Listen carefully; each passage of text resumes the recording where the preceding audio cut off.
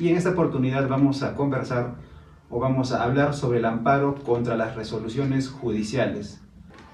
A manera de introducción, como sé que aquí estamos varias personas de muchas especialidades del derecho, les voy a pedir que se pongan el chip de derecho constitucional. Si somos penalistas o somos de familia o somos laboralistas, por un momento vamos a dejar eso, después vamos a retomar al tema laboral, pero en principio necesito que estén en el ámbito del derecho constitucional. Recordemos lo que nuestras clases de constitucional, Marbury versus Madison, el control difuso, el control concentrado, cómo es que pasamos de un derecho legal o un estado legal de derecho, pasamos a un estado constitucional de derecho, qué es el Tribunal Constitucional, cuándo se creó, por qué se creó, cuáles son sus funciones. Todo eso tengámoslo presentes, porque va a ser materia de toda la explicación. Casi a lo largo de toda la explicación voy a hablar del Tribunal Constitucional. Van a ver que va a ser muy reiterativo la intervención del Tribunal Constitucional en todo lo que voy a hablar en esta exposición. En específico el proceso de amparo. Creo que sí de esto podemos jactarnos América Latina porque somos, México. México puede indicar de que es el primer país donde introdujo en su constitución el proceso de amparo. Países desarrollados como Inglaterra o países de Europa que aparentemente están adelantados en el sistema jurídico, y nosotros incluso hemos copiado nuestras constituciones y nuestras normas de esos lugares, pero sin embargo ellos no tuvieron la iniciativa de crear el amparo. Fue en México donde se creó el amparo. Y dicho sea de paso, en Perú fue el primer país en Latinoamérica en crear el Código Procesal Constitucional. Otro detalle a mencionar es que yo estuve revisando algunas conferencias que hacen congresos en España, y es interesante ver cómo citan al Perú, porque dicen en el Perú se respetan los derechos constitucionales, en específico los procedimientos constitucionales. ¿Por qué? Como en este periodo hemos tenido bastantes presidentes, han visto cómo sí se aplican las normas, por ejemplo la moción de censura, la vacancia presidencial. En España se sorprenden cómo es que se aplica, porque allá a veces son más rebeldes y buscan la forma de no cumplirlo. En cambio ellos se sorprenden y dicen, ¿cómo es que en Perú sí se aplica la norma, se aplica la Constitución? Estudian al Perú. Entonces, en cuanto a un tema jurídico, el Perú se podría decir que es una potencia casi a nivel mundial. Y en Arequipa también sabemos que hay destacados juristas. Entonces, sintámonos orgullosos de nuestro país y de nuestra ciudad. El amparo en general, primero protege a todos los derechos que están en el artículo 2 de la Constitución. Ahí van a encontrar todo el listado de derechos fundamentales. El amparo lo que busca es restituir el Estado al momento anterior de que se vulneró el derecho. No busca revocar sentencias, no busca declarar nulo nada. Simplemente va a retrotraer al estado anterior donde se ha vulnerado o se ha amenazado el derecho que se está pidiendo o argumentando. Ahora, en específico, ¿dónde encontramos más derechos fundamentales? También el nuevo Código Procesal Constitucional tiene un apartado, un listado de todos los derechos que va a proteger el amparo. Yo únicamente he señalado los que comprenden en materia laboral, pero ahí van a encontrar también que está los derechos a la libertad, en temas penales, temas tributarios, temas aduaneros, temas ambientales. Hay un catálogo largo de derechos fundamentales. Entonces, igualdad y no discriminación lo manejamos en todos los ámbitos de las ramas del derecho. El derecho al trabajo, hay que saber en qué consiste el derecho al trabajo, no únicamente decir se me ha vulnerado el derecho al trabajo, sino hay que especificar de qué forma se ha vulnerado el derecho al trabajo. La sindicación, negociación colectiva y huelga también es un tema laboral. He subrayado tutela procesal efectiva porque está relacionado al tema en específico que voy a hablar, que son el amparo contra resoluciones judiciales. Por ejemplo, estos son todos los tipos de amparo que se han creado por jurisprudencia.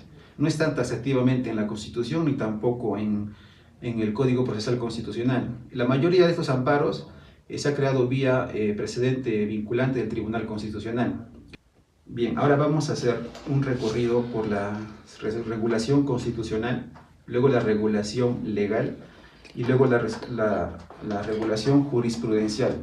Yo recomiendo que cuando hagan un análisis de cualquier tema de derecho, de cualquier rama del derecho, siempre inicien buscando si su tema primero está en la Constitución y en qué artículos. Luego busquen la normativa legal, cómo es que la ley ha desarrollado este derecho fundamental o este artículo de la Constitución del tema que voy a estudiar o voy a tratar.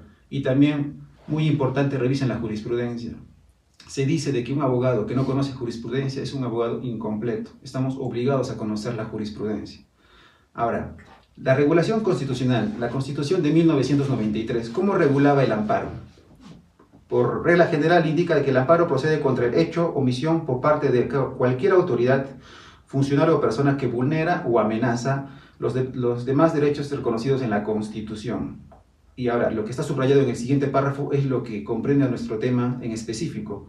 No procede contra resoluciones judiciales emanadas de procedimiento regular. Expresamente la Constitución está diciendo que no procede el amparo contra resoluciones judiciales. Entonces, ¿por qué es que existe entonces este mecanismo? El Tribunal Constitucional nuevamente interviene y dice de que vía interpretación y en sentido contrario o contrario sensu, si un procedimiento es irregular, entonces sí podría proceder a un amparo. A esto se le ha denominado el control negativo del amparo. ¿Por qué control negativo? Porque expresamente lo está negando. La Constitución está diciendo no procede. Excepcionalmente, muy excepcionalmente va a proceder el amparo solo de un procedimiento irregular. Ahora, ¿cuáles son las tesis que sostienen este control negativo? ¿Por qué no procedería un amparo contra resolución judicial? Primero, por el principio de cosa juzgada. Si la cosa juzgada ya está otorgada en un procedimiento regular, ya es una resolución firme, entonces no puedes venir tú, Tribunal Constitucional, a quitarme mis derechos que ya he adquirido en todo un proceso, un largo proceso. Luego también, si se permite el amparo contra resoluciones judiciales, va a atentar contra el principio de seguridad jurídica. Seguridad jurídica es lo mismo que decir predictibilidad. Nuevamente, si el Tribunal Constitucional quiere modificar la sentencia que ya se dilucidó en un proceso ordinario, un proceso largo, con etapas probatorias, y va a querer cambiar el sentido de esa sentencia, entonces, ¿de qué seguridad jurídica estaríamos hablando?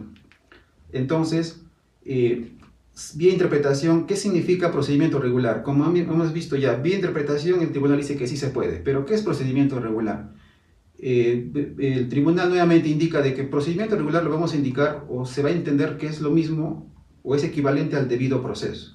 Ahora, el debido proceso, como sabemos, es un derecho o un principio continente. Hay que revisar, dentro tiene muchos más subprincipios y mucho más derechos. Vamos a pasar ahora a la regulación legal. El Código Procesal Constitucional del 2004. Sé que está derogado, pero es importante las precisiones que voy a hacer. Artículo 4. El amparo procede contra resoluciones judiciales firmes dictadas con manifiesto agravio en tutela procesal efectiva. Aquí ya hemos cambiado de un control negativo a un control positivo parcial. En la Constitución se negaba. Aquí, en el Código Procesal Constitucional, se acepta el amparo contra resoluciones judiciales firmes. Primero, ¿cuáles son los argumentos o las tesis para indicar de que sí procede el amparo contra resoluciones judiciales firmes? Primero, la relatividad de la cosa juzgada. ¿Qué significa esto? Sabemos que todos los derechos fundamentales, a pesar de ser fundamentales, no son absolutos, son relativos. Un ejemplo claro es cuando una vez escuché decir, pero el derecho a la vida es absoluto, ¿no? Es un derecho fundamental y es absoluto. La respuesta sería no, porque ahí interviene o entra a tallar la legítima defensa. Tengo derecho de quitarle la vida a alguien si es que éste amenaza mi propia vida. Entonces, si dan cuenta, ni siquiera el derecho a la vida es absoluto. Entonces, si ese derecho tan importante no es absoluto, con mayor razón, la cosa juzgada, que es un derecho fundamental, también puede ser materia de amparo. Luego, el juez, como se indicaba acá en la Constitución, la acción de amparo procede contra hecho o omisión por parte de cualquier autoridad o funcionario. Entonces, el juez es una autoridad y funcionario. Entonces, en teoría o literalmente también se entiende que procede contra las resoluciones que emite un juez. Y el otro argumento es que no hay zonas extensas de control constitucional. El Tribunal Constitucional indica de que la Constitución tiene que regular todos los aspectos de la vida de la persona y todos los extremos de la Constitución. No puede haber un vacío o zonas grises. Luego, sigamos analizando este artículo. Indica resoluciones judiciales firmes. ¿Pero qué resoluciones judiciales? Aquí el tribunal también indica de que puede ser resoluciones dictadas de procedimiento ordinario, procedimiento arbitral. Recordemos que el procedimiento arbitral tiene su propio fuero particular, incluso ahí puede intervenir el amparo, y constitucional. ¿Por qué constitucional? Porque en este código procesal que está derogado se prohibía expresamente que proceda el amparo contra procesos constitucionales. Pero como indiqué, se creó la figura del amparo contra amparo. Entonces, a la fecha es válida esta figura. Ahora, el otro extremo para analizar, la tutela procesal efectiva. Nuevamente, ¿qué es tutela procesal efectiva? También nuevamente el tribunal indica, tutela procesal efectiva se va a dividir en dos derechos fundamentales, que es la tutela jurisdiccional efectiva y el debido proceso. Para conocer cada uno o de qué consiste esos derechos, tenemos que revisar su contenido esencial, que va a ser materia de una sugerencia al final de la clase. Les voy a hablar de qué se trata el contenido esencial de los derechos. Ahora pasamos a la regulación jurisprudencial. Vamos a recordar, empezamos con un control negativo. En la Constitución se negaba el amparo contra resoluciones judiciales. Luego en el Código Procesal Constitucional se acepta, pero parcialmente. ¿Por qué parcialmente? Porque solo con estos derechos. Únicamente el amparo procedía por la vulneración de estos dos derechos: tutela jurisdiccional efectiva y debido proceso. Ahora, hemos pasado a un control positivo total mediante esta jurisprudencia del Tribunal Constitucional. Únicamente voy a leer la parte que nos importa. El amparo contra resoluciones judiciales comprende todos y cada uno de los derechos fundamentales. Entonces ya no solo tutela jurisdiccional efectiva ni debido proceso. Está diciendo todos los derechos fundamentales de la Constitución pueden ser protegidos con el amparo. Ahora, tanto como indica el círculo celeste, tanto derechos materiales como procesales. Entonces es un control positivo total. Ahora, la pregunta que cabe hacerse: ¿este precedente es vinculante? Como hablamos en clase anterior, solo estamos obligados, bueno, los jueces solo están obligados a cumplir precedentes vinculantes y no los que no lo sean. Ya, la respuesta a esto es que este precedente no es vinculante. Pero, ¿qué es lo que está haciendo la costumbre? Los jueces lo están aplicando. Entonces, un juez, si bien es cierto, no está obligado a cumplir esto, pero tampoco está prohibido. Y si lo viene haciendo, viene aplicando el amparo contra resoluciones judiciales respecto de cualquier derecho de la Constitución, entonces es una práctica que se viene aceptando. Ahora les puedo contar rápido más o menos de qué trata este caso. La señora Apolonia Cuelca Ponce, en un proceso penal de narcotráfico, se le incauta su vehículo. Ella no tenía nada que ver, solo era la propietaria, pero por incautación él estaba detenido el vehículo. Ya había terminado el proceso penal y aún así seguía incautado. Ella interpone un recurso de amparo, obviamente, para que se libere. Indica que se ha vulnerado su derecho a la propiedad. Ojo, a la propiedad. Recordemos que anteriormente solo se estaba indicando que el amparo solo protegía tutela jurisdiccional efectiva y debido proceso. ¿Qué tendría que ver la propiedad, verdad? El tribunal indica de que no es correcto indicar ello, sino que va a proteger todos los derechos fundamentales. Es por eso que esta sentencia marca un hito, un antes y un después, para que mediante amparo podamos conocer o podamos proteger todos los derechos constitucionales. Continuamos. Bien, esto es ya a manera de resumen de todo lo que venía hablando. Estos son los cambios por los que ha pasado el amparo contra resoluciones judiciales. Hemos pasado de una regulación constitucional, la cual está vigente, obviamente la Constitución está vigente, que se indicaba inicialmente que el amparo es excepcional y solamente contra el debido proceso. Únicamente si se vulneraba mi derecho al debido proceso, solamente ahí podría pasar al amparo contra resoluciones judiciales. Luego, en la regulación legal del Código Procesal Constitucional, que está derogado, se indicaba que procede solo contra los derechos de naturaleza procesal, la tutela jurisdiccional efectiva y el debido proceso. Y finalmente, y lo que actualmente está vigente, porque no ha sido derogado o no ha sido quitado del sistema jurídico esta sentencia está vigente. La regulación jurisprudencial nos dice que puede ser el amparo contra cualquier derecho fundamental. Ahora, aquí hay un dato importante. En el año 2021 se crea o se promulga el nuevo Código Procesal Constitucional. ¿Qué nos dice? El artículo 9 es un copia y pega del Código Procesal Constitucional del 2004. Es lo mismo. Entonces, ¿qué regulación aplicamos? La de la Constitución, que era negativa, la del Código Procesal Constitucional, que está derogado, obviamente no, o esta norma, o la jurisprudencia del Tribunal Constitucional. Yo sugiero que por principio de legalidad o de jerarquía de normas se tiene que aplicar este artículo. Sin embargo, es posible que podamos aplicar la sentencia, pero solo en casos específicos y cuando se acredite que se ha vulnerado expresamente y manifiestamente algún derecho fundamental de toda la Constitución. Ese es el requisito importante. Entonces, por regla general, el amparo procede únicamente contra derechos de acceso a la justicia o debido proceso. Y ya va a corresponder de cada caso en particular, si se ha vulnerado otro derecho fundamental, acreditarlo.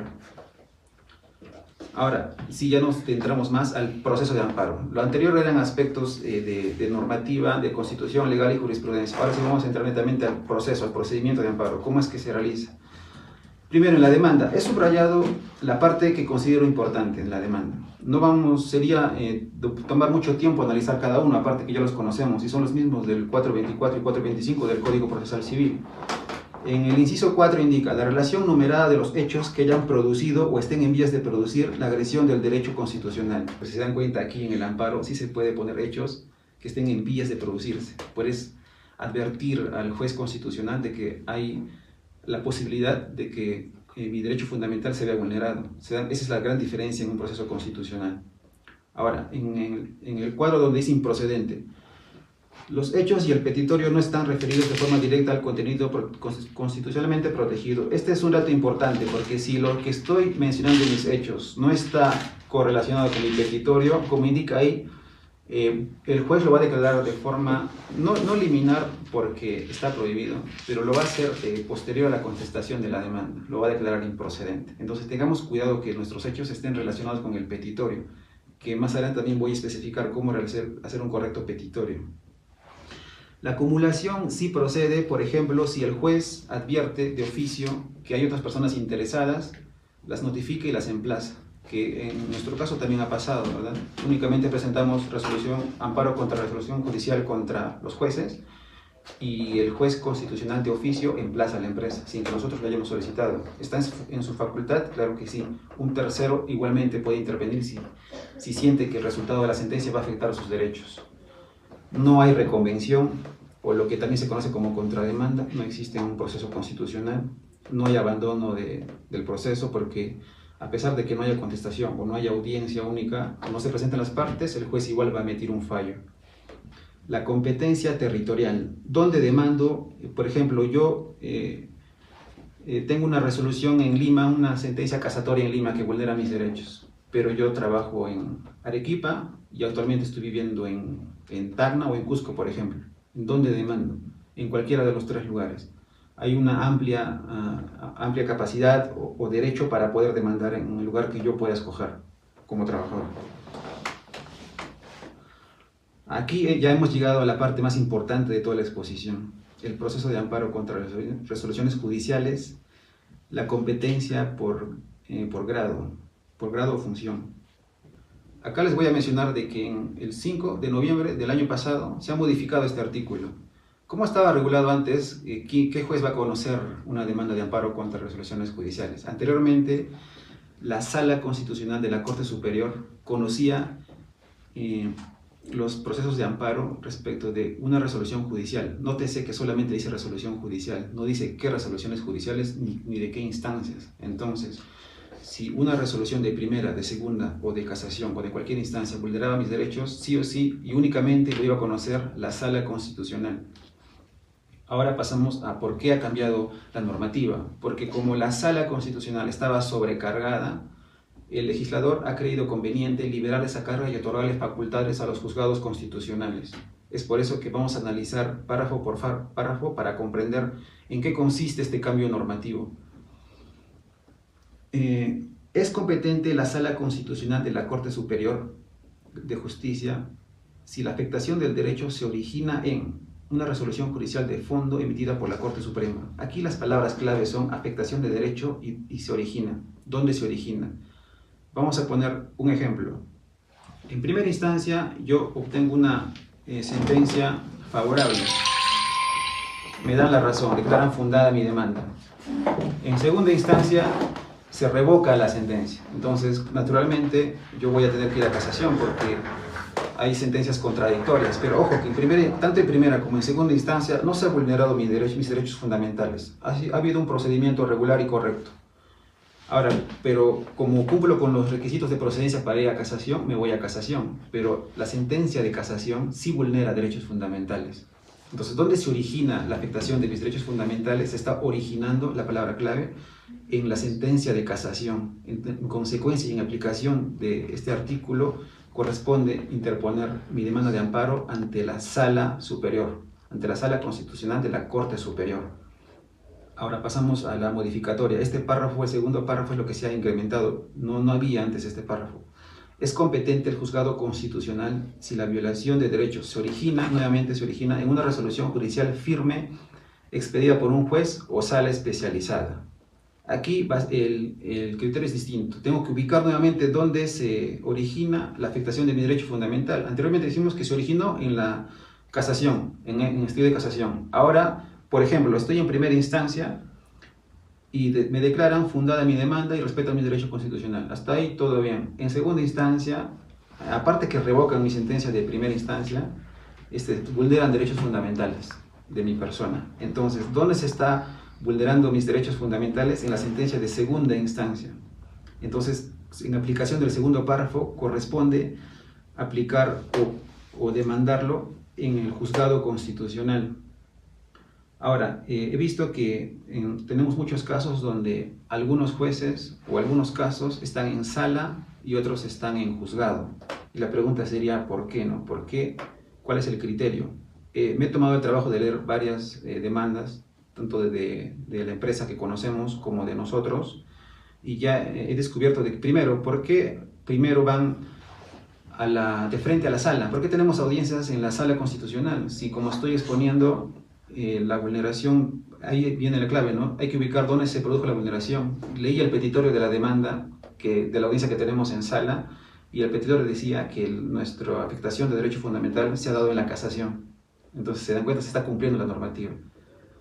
Y también leí una resolución de la empresa minera que conocemos, y ellos decían: amparo contra resolución judicial. Solicito se declare nula la sentencia de vista, así decían ellos en su petitorio de amparo, o se revoque.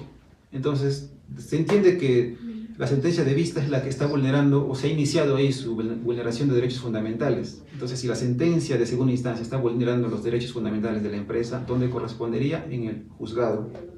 Ese es el criterio que tenemos que tener presente.